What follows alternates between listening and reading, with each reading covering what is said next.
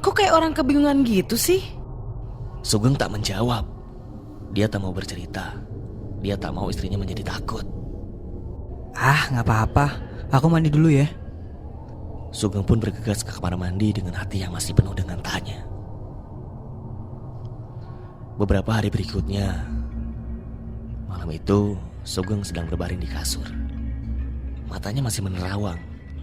Dirinya tak bisa tidur dan masih terbayang-bayang rentetan peristiwa yang dialaminya selama di sini.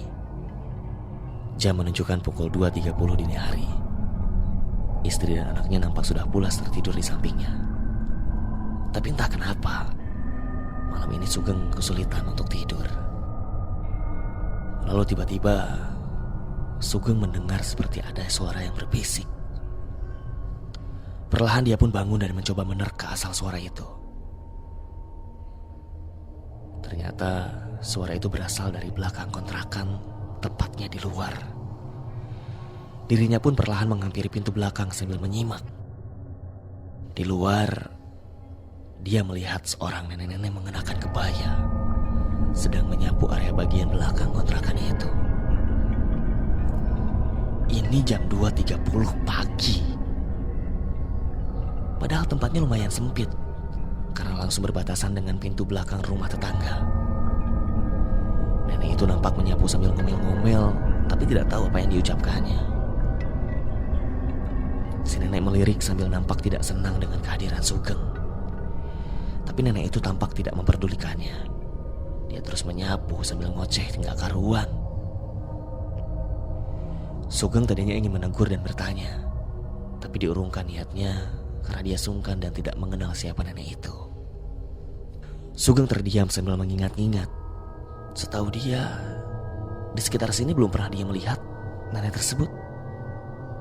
Tapi dia mencoba untuk berpikir positif.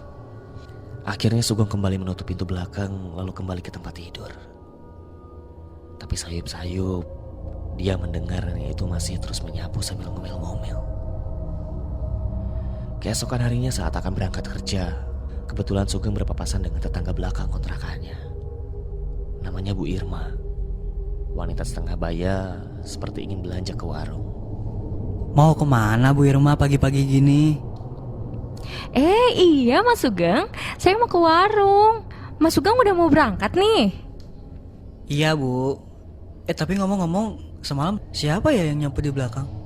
Ah, maksudnya gimana tuh Mas? Iya, semalam kan ada nenek-nenek yang nyapu di belakang. Saya gak kenal. Apa itu orang tua ibu yang sedang datang berkunjung? Oh, saya nggak tahu itu Mas. Lagian kan orang tua saya lama meninggal. Mas Sugeng, yakin tuh nggak salah lihat? Yakin Bu, lawang saya semalam memang belum tidur. Terus dengar ada suara orang yang nyapu di belakang. Pas saya samperin, ternyata nenek-nenek lagi nyapu sambil ngomel-ngomel gitu.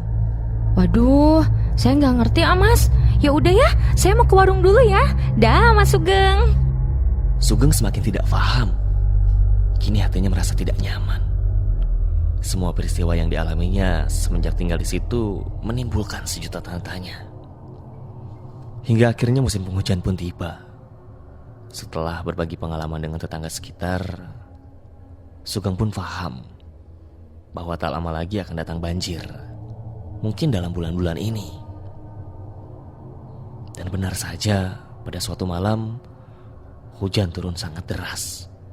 Pak RT mengabarkan bahwa akan datang banjir kiriman dari wilayah Bogor. Sugeng dan istrinya nampak sedang bersiap-siap. Mereka sibuk memindahkan barang-barang ke atas kamar kontrakan yang kosong. Sugeng sudah mendapatkan izin dari si pemilik kontrakan kalau dia bisa mengungsikan barang-barangnya dan keluarganya ke kamar atas. Dan benar saja, air banjir kiriman pun datang. Lumayan tinggi, kira-kira sebatas pinggang orang dewasa. Sugeng dan keluarganya sudah nampak aman karena sudah mengungsi di kamar atas. Suasana sangat gelap karena aliran listrik sengaja dimatikan oleh pihak PLN demi keamanan bersama. Di kamar atas, Sugeng hanya menggunakan lilin sebagai alat penerangan. Tak masalah lah, yang penting keluarganya aman katanya. Hingga pagi harinya sekitar pukul 5 subuh, terlihat air sudah mulai surut. Sugeng dan istrinya pun turun ingin membersihkan kamar kontrakannya yang pastinya penuh dengan lumpur. Sesampainya di bawah, di depan pintu kontrakannya, nampak sampah sisa banjir berserakan, bercampur dengan lumpur yang lumayan tebal. Sugeng meraih kunci pintu kamar yang disimpannya dalam saku. Sengaja pintu dikunci dari luar, menghindari hal-hal yang tidak diinginkan. Begitu pintu kamar terbuka, nampak kamar kontrakannya yang penuh dengan lumpur. Beberapa barang yang tidak terbawa nampak berserakan di lantai bercampur dengan lumpur yang tebal. Tapi tiba-tiba dia terkejut dengan apa yang dilihatnya. Seluruh dinding kamar kontrakannya penuh dengan bercak-bercak tangan yang berlumpur. Bukan hanya bercak tangan, tapi juga bercak kaki, bahkan sampai ke langit-langit kamarnya. Sugeng dan istrinya kaget. Mereka saling pandang dan tak bisa berkata sepatah kata pun. Sungguh di luar akal sehat. Tapi daripada berdebat untuk hal-hal yang tidak penting, mereka memutuskan untuk segera membersihkan kamar, termasuk seluruh bercak tangan dan kaki yang memenuhi seisi ruangan kamar. Akhirnya menjelang siang, kamar sudah selesai dibersihkan. Sugeng nampak duduk di lantai karena kelelahan. Istrinya datang sambil membawa nasi bungkus, lalu berkata, Mas, aku udah gak betah ada di sini. Makin hari suasananya makin aneh. Aku takut nanti Faris kenapa-napa.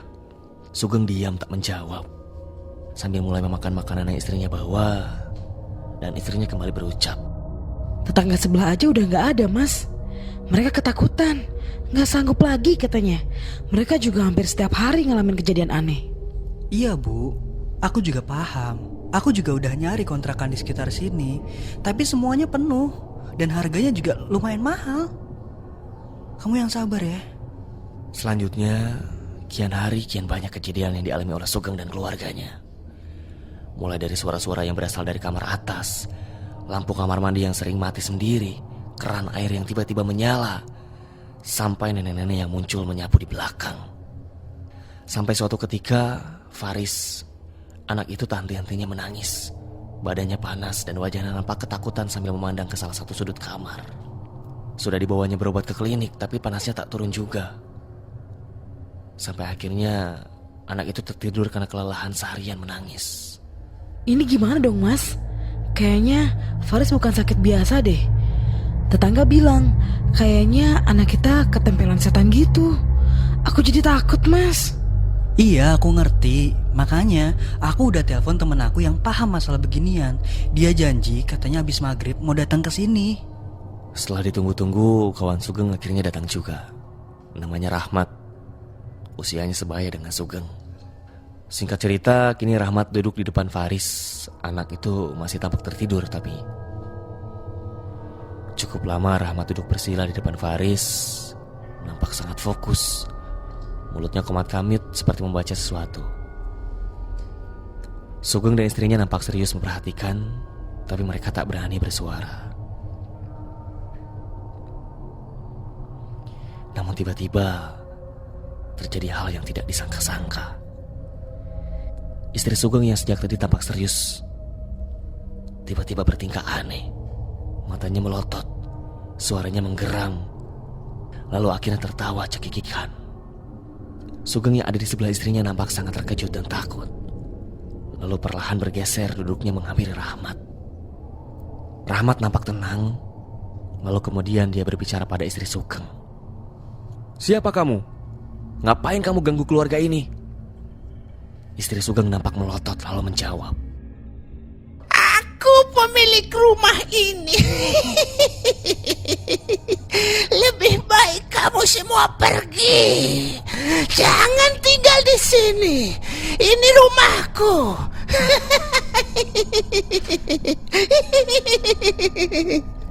Suaranya berubah seperti suara nenek-nenek. Istri Sugeng kesurupan. Kamu yang harusnya pergi. Ini bukan rumah kamu lagi. Pergi dan jangan ganggu keluarga ini, atau aku hancurkan kamu.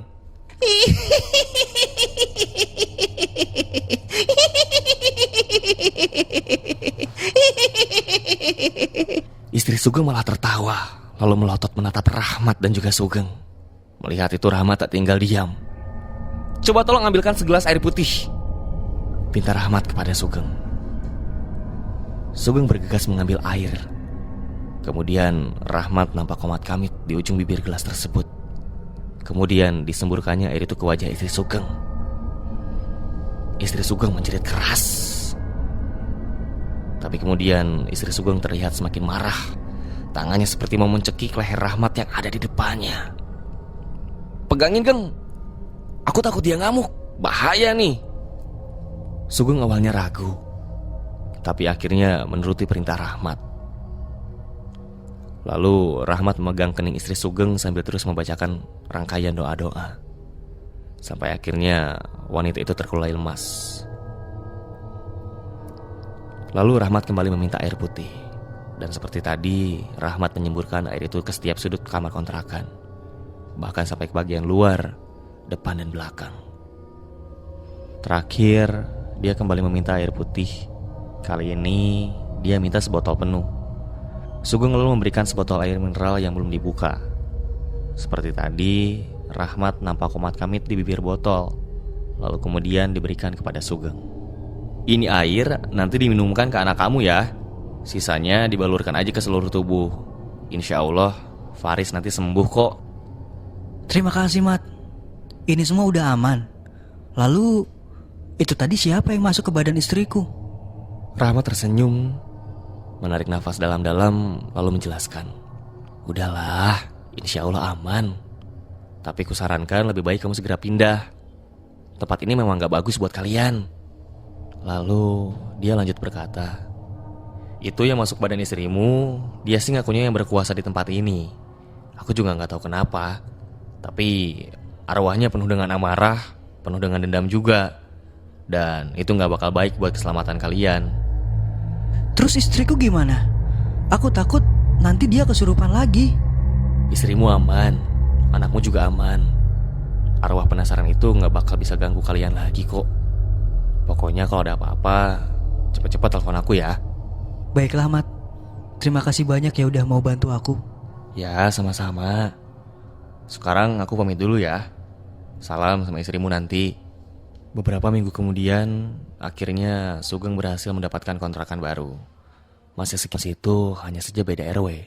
Letaknya aman, jauh dari sungai. Ya, harganya memang lebih mahal, tapi Sugeng gak peduli. Baginya, ini kesempatan untuk pergi dari kontrakan terkutuk itu. Dan semenjak pindah dari kontrakan tersebut, banyak tetangga yang akhirnya menceritakan bahwa memang kontrakan tersebut adalah kontrakan yang berpenghuni dan tidak pernah ada siapapun yang betah untuk ngontrak di tempat tersebut. Dan Bu Irma, tetangga paling dekat dari kontrakan tersebut, pun mengatakan, syukurlah Sugeng dan keluarga cepat-cepat pindah, karena jika tidak, bisa saja menimbulkan hal-hal yang bahkan jauh lebih berbahaya.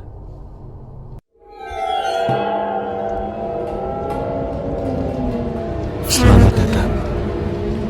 Percaya, gak percaya. Membawamu jatuh ke sisi tergelapmu.